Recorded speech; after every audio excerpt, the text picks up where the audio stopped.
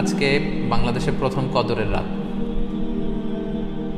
যদিও বাংলাদেশে ২৭ তারিখের রাতটাকে খুব বেশি গুরুত্বের সাথে পালন করে, কিন্তু আসলে রমজানের শেষ দশকের ৫টি বেজর রাতের যে কোনো রাতই কিন্তু কদর হয়ে যেতে পারে।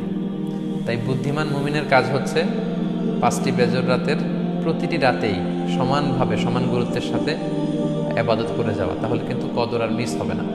আল্লাহ রাসূল সাল্লাল্লাহু আলাইহি সাল্লাম বলেছেন, মান হুরিমা খাইরাহা ফাকাদ হুরিম। যে ব্যক্তি এই কদরের বরকত মাহাত্ম্য থেকে বঞ্চিত হলো, সে আসলেই বঞ্চিত হলো।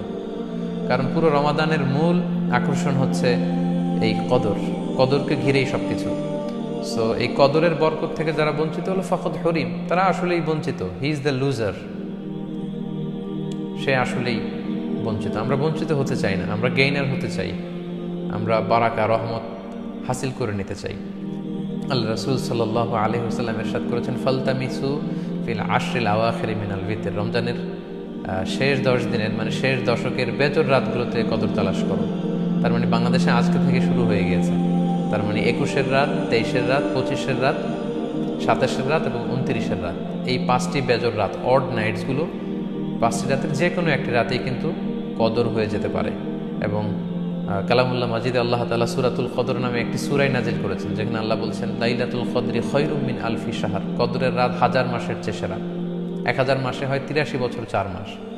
তার মানে আজ রাতে যদি আমরা ইবাদতের মধ্য দিয়ে এই রাতটি কাটাতে পারি, তাহলে 83 বছর 4 মাস ইবাদত করলে যে পরিমাণে সওয়াব পাওয়া যাবে, আল্লাহ তাআলা ঠিক ওই পরিমাণে সওয়াব দিবেন। এটা আল্লাহ বলেননি, আল্লাহ বলেছেন খায়রুম মিন আলফি শাহর, তার চেয়েও বেশি পরিমাণ সওয়াব, ব্লেসিংস, মাহাত্ম্য আমরা অর্জন করতে পারবো। এবং সালামুন হিয়া হাত্তা মাতলাইল ফাজর, ফজর পর্যন্ত, রাত থেকে মাগরিবের আজান থেকে শুরু করে ফজর পর্যন্ত পুরো সময়টাই কিন্তু কদরের বরকতময় রাত।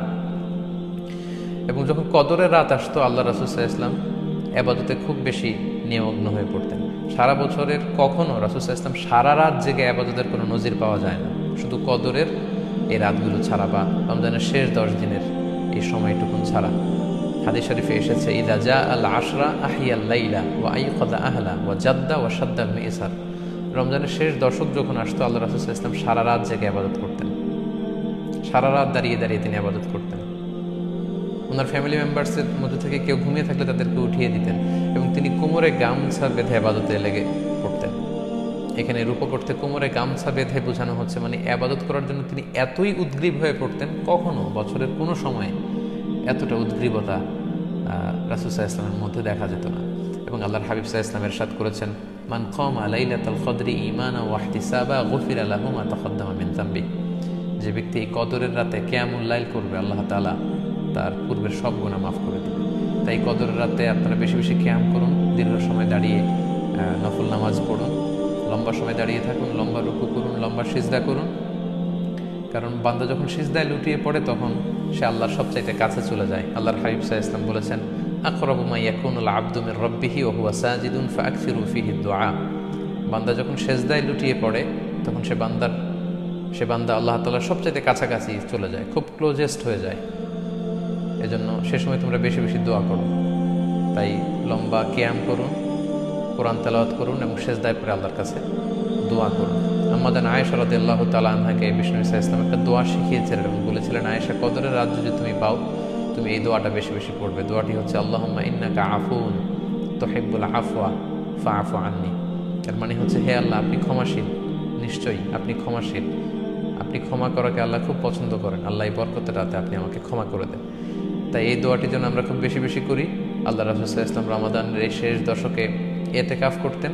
প্রতি বছর তিনি ইতিকাফ করেছেন রমজানের শেষ 10 দিন, এবং যে বছর তিনি ইতিকাফ করবেন সে বছর তিনি 20 দিন ইতিকাফ করেছিলেন।